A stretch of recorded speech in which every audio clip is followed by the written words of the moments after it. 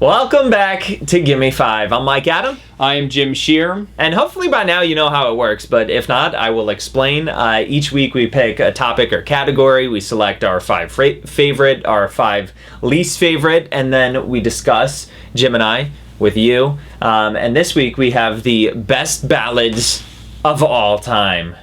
Wow. It's like overwhelming, huh? It's a lot. It's a very dense category. It is. Because we have categories that are in the history of music, but for some reason this overwhelmed me.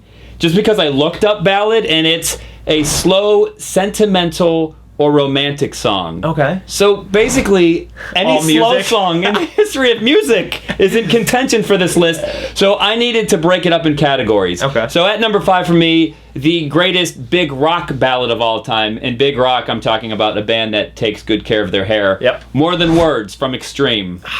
Great. If you're in a room with friends and there's an acoustic guitar, this song is probably being played. Yeah.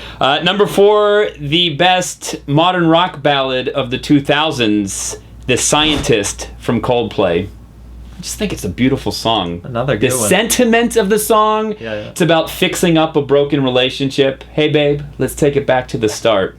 Yeah. Well done, Chris Martin. At number 3, the best ballad from the alternative 90s, Fade Into You from Mazzy Star. Okay. Reading that title gives me goosebumps. Fade Into You. And whenever you're at a bar or a club, you just want to bring someone closer. Number 2, the greatest ballad of all time. And you may say, Jim, why is it in number 1? You'll see why. The greatest ballad of all time, At Last, from Etta James.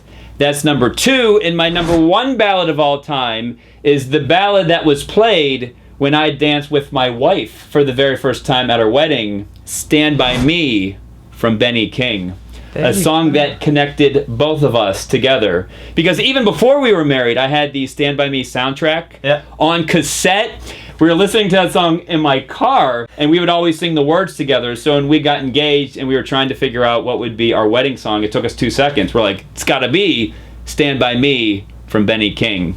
Awesome. So Mike, give me 5. We had no overlappage here. I'm actually really surprised. Not At Last? No. Wow, because, okay. I went with more songs that, like, in middle school you had to dedicate to your girlfriend. So, kind of cheesy. Feel free to judge me. At the number 5 spot, Aerosmith, I Don't Want to Miss a Thing. That's great. I love that song. Huge song from a big movie, and it just went so well with the movie. I think it was something a little different for those guys. Mm-hmm. And, after you got out of the movie theater, you were immediately hitting up your girlfriend if she wasn't with you there, and you were like, hey, babe, I got our song. At the number 4 spot, another one along the same lines, Celine Dion, My Heart Will Go On, from a blockbuster movie, and one you had to dedicate to your girlfriend if you wanted to stay in a relationship. Right. At the number 3 spot, Boyz II Men, I'll Make Love to You. Yeah. I mean, as far as R&B goes and love songs, that is like the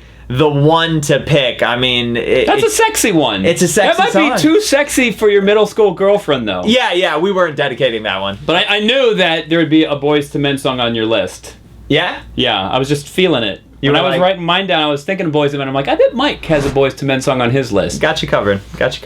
At the number 2 spot, Whitney Houston, I Will Always Love You. Of course. Can't go wrong with that one. And at the number 1 spot, kind of a little different from the rest of my list, Billy Joel, New York State of Mind. Really? Yeah, it was like a sexy, smooth love song to New York. To the whole city. Yeah, and it's just, I mean, it's one of his biggest songs, and I love it. May I ask, what was your first dance song at your wedding?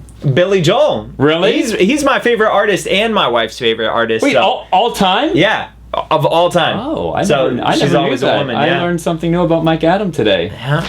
So as we said at the top of the show, a very dense category. So feel free to comment below, and we're talking about any slow song in the history of recording music. There's a lot. Yeah, a daunting task. So for Mike Adam, my name is Jim Shear, and we will see yins later.